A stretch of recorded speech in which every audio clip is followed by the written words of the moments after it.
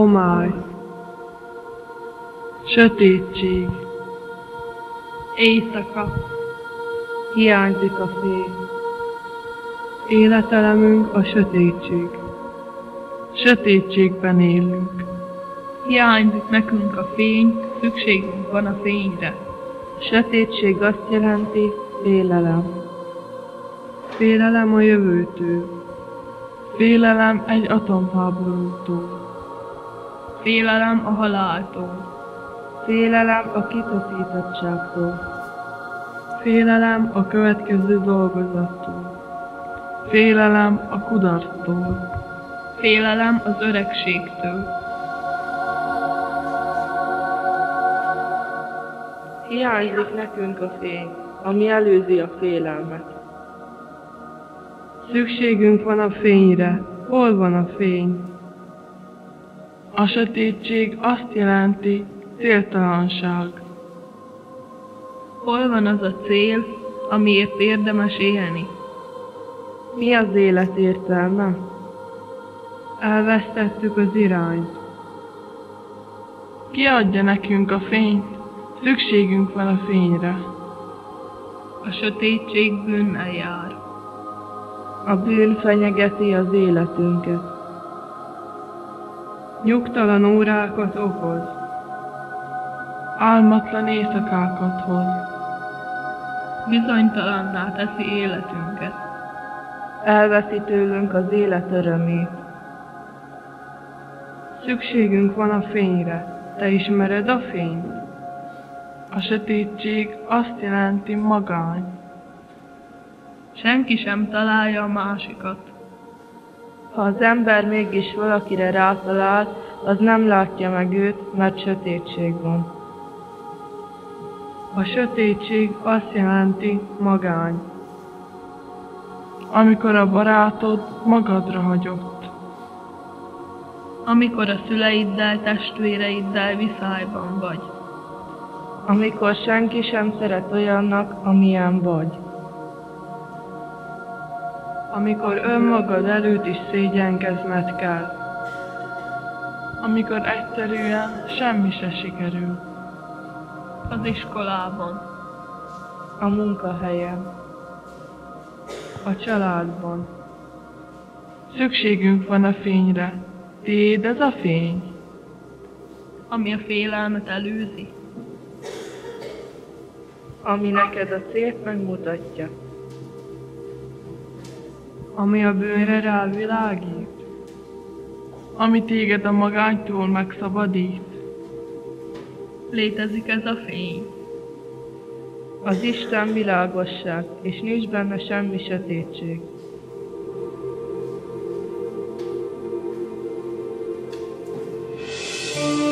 Ugye ti is keresitek a fényt? Én már biztosan tudom, hogy ez a fény megérkezett közétek, és most is jelen van az életetekben. A fény erőssége attól függ, hogy ti testvéreim mennyire keresitek a mindennapokban. Karácsony ünnepén keressük az ünnepeltet, akinek az érkezéséről már jövendöltek a próféták. Én csak azt szeretném nektek elmondani, aminek tanúja voltam, amit láttam és megértettem. Lukács a nevem, az evangélista, az örömhír szerzője. Akkor most elmesélem, hogyan is kezdődött.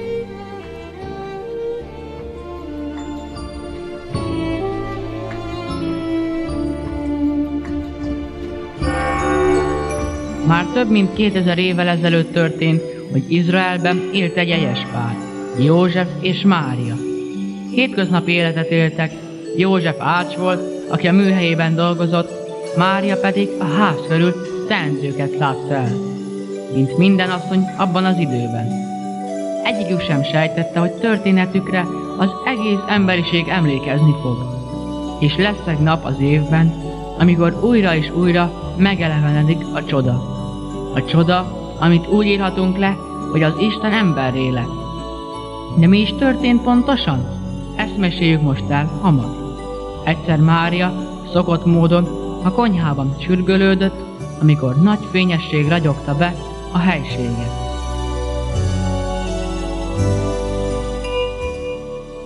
Ne félj, Mária! Én az Isten követe vagyok. Azért jöttem, hogy jó hírt mondjak neked. Az Isten téged akar felhasználni, hogy világra hoz a megváltót. Íme fiút fog szülni, akit Jézusnak nevez el. Nagy lesz ő, a magasságos fiának mondják majd, aki Dávid trónján fog ülni, és uralkodása nem ér véget soha. De hát hogy lehetséges ez? A Szentlélek száll rád, és ő ajándékozott meg a gyermekkel. Akkor legyen meg minden a te beszéded szerint.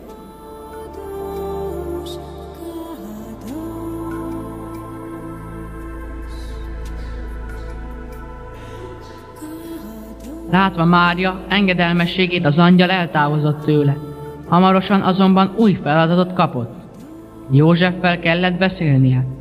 Egyik éjjel, amikor József nagyon gyötrődött, álmában, hogy mit tegyen, várandós jelésével megjelent, és így szólt. József, Dávid fia, ne félj magadhoz venni Máriát. Nem volt ő hűtlen hozzád.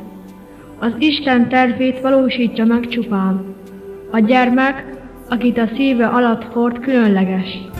Ha megszületik, nevezd el Jézusnak, mert ő lesz a megígért szabadító, aki elhozza a bűnbocsánatot. Álmomban messze jártam, egy szántóföldet láttam, kiégett arló, semmi más. Eső nem hullott régen, felhő sem volt az égen, mindent tönkretett a szárazság.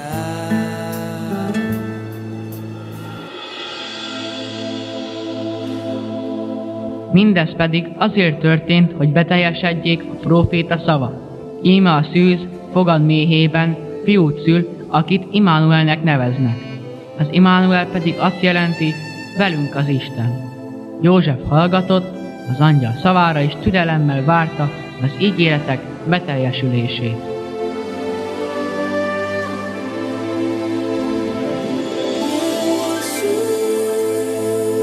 Néhány hónappal később Augustus császár, a római birodalom ura rendeletet adott ki.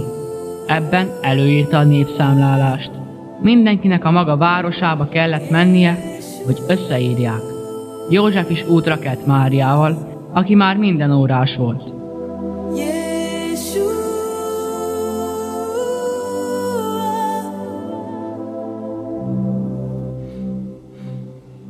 Jaj, József, milyen hosszú ez az út, és ez a tömeg, már alig bírom. Tarts ki, Mária! Ha minden jól megy, a szamár nem csuklik össze estére, megérkezhetünk Betlehembe. Ott majd lepihenhetünk. Igen, József, csak már egyetlen rokonunk sem él már ott. Hol fogjuk álomra hajtani a fejünket? Ne aggódj, Mária, biztos lesz hely a fogadóban.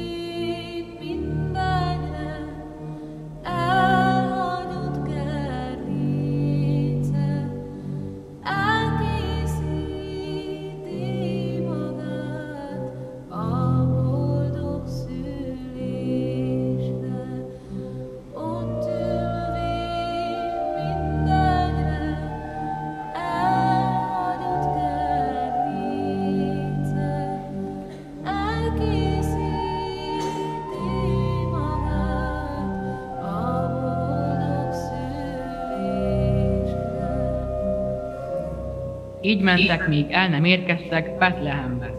Nagyon fáradtak voltak már, és bekopogtattak minden szállásra, hogy végre megpihenhessenek. De jaj, a város tele volt jövevényekkel, és nem volt egyetlen szabad szoba sem. Végül egy fogadós megszánta őket, és mutatott nekik egy rozzogaistálót, és megengedte, hogy ott töltsék az éjszakát. De milyen éjszaka volt ez? a legnagyszerűbb az emberiség történetében, mert Mária megszülte gyermekét, az Isten fiát.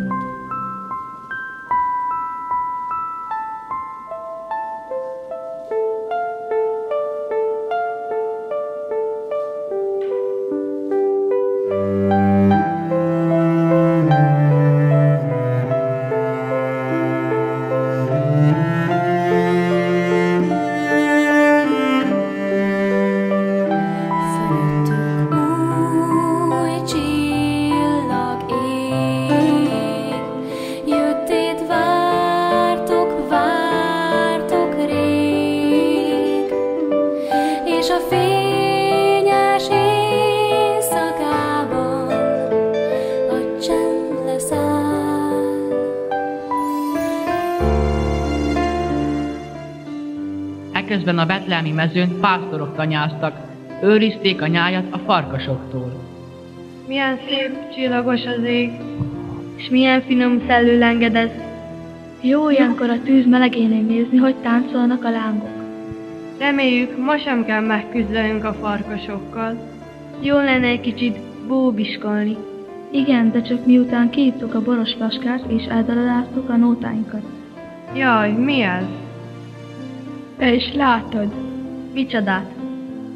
Hát ezt a fényességet, már egyre inkább bevilágítja az eget. Jaj, mi lesz velünk? Én még ilyet sohasem láttam.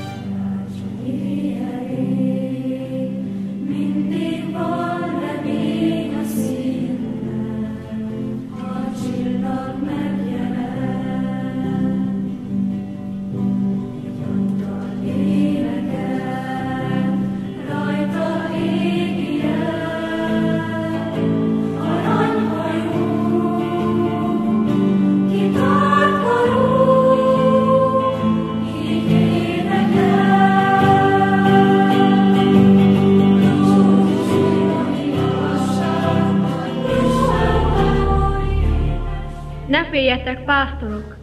Nagy örömet hirdetek nektek, mely az egész nép öröme lesz. Üdvözítő született ma néktek a megtartó Dávid városában. A jel pedig ez lesz számotokra. Találtok egy kisgyermeket, aki bepójában fekszik a jászolban. És hirtelen még nagyobb fényesség támadt, és angyalszózat hallatszott. Dicsőség a magasságban Istennek, és a földön békesség a jó akaratú embereknek. Ezután a pásztorok összenéztek, és rögtön tudták, mit kell tenniük. Nézzük meg a csodát! Menjünk el egészen Betlehemig. Ne habozzunk, ez most tényleg fontosabb, mint a nyáj őrzése. Elindultak hát Betlehembe, hogy lássák a világ megváltóját.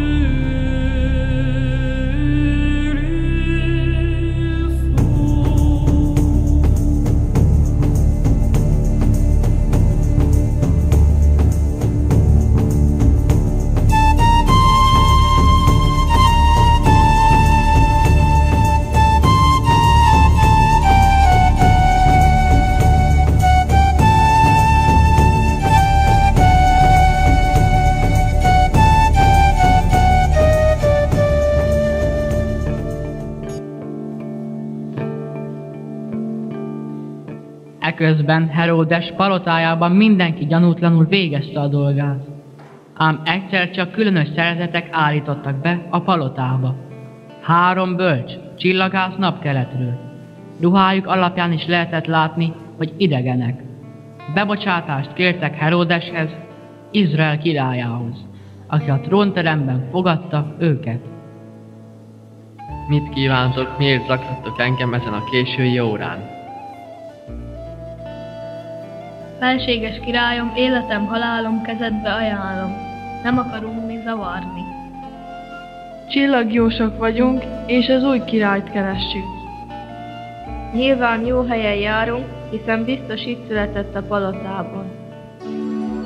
Amit mondtok, felettébb meglep. Itt a palotában nincs újszülött gyermek. Hadd beszéljek tudósaimmal, hát ha ők többet tudnak segíteni. Heródes erre magához hívatta az írástudókat, és a születendő királyról érdeklődőt. Azok pedig elmondták, hogy az írás szerint a júdeai Betlehemben kell megszületnie a Krisztusnak. Ekkor Heródes újra találkozott a bölcsekkel. Nagy feladatot bízok rátok. Menjetek el Betlehembe, mert ott kellett megszületnie az új királynak. Hódoljatok előtte, és ha megtudjátok a helyet pontosan, jöjjetek vissza hozzám, hogy én is leborulhassak előtte. Az égen látták a szent jelet, az üdvhozó megszületett.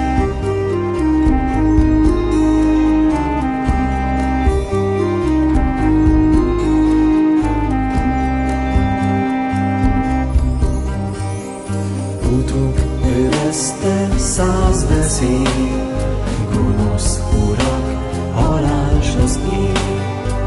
Ők nem törődtek semmivel, hisz a csillag üzent, menni kell.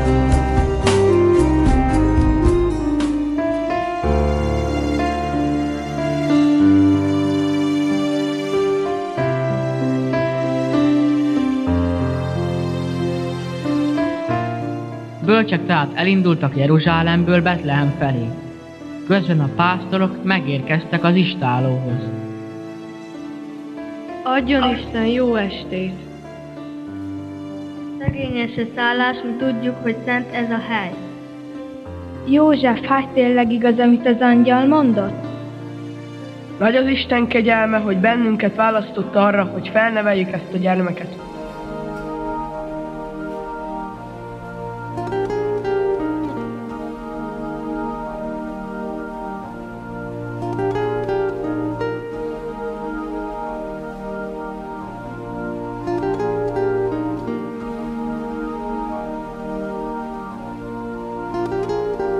Fiam,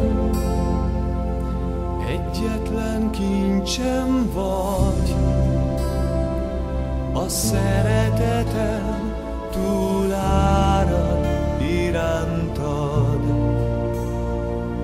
Fiam, Jézus, te vagy minden álmom, éjszakám és nappalom. Te vagy igaz szó a számban, az én hajnal csillagom. Jézus, te vagy minden kincsem, sokat jelentesz nekem. Köszönöm, hogy minden nap megtart a kegyelem.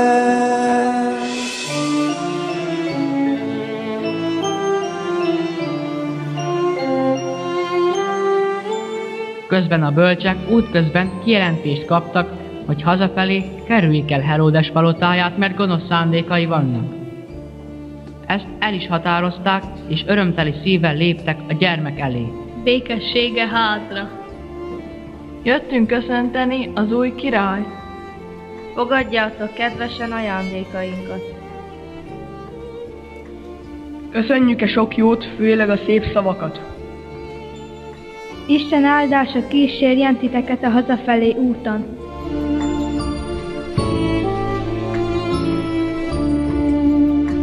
Így született meg a világ megváltója, ki minden jóságát és szeretetét nektek is bőven adja. Fogadjátok át ti szívetekbe, hogy világosságot nyújtson a rémisztő sötétben.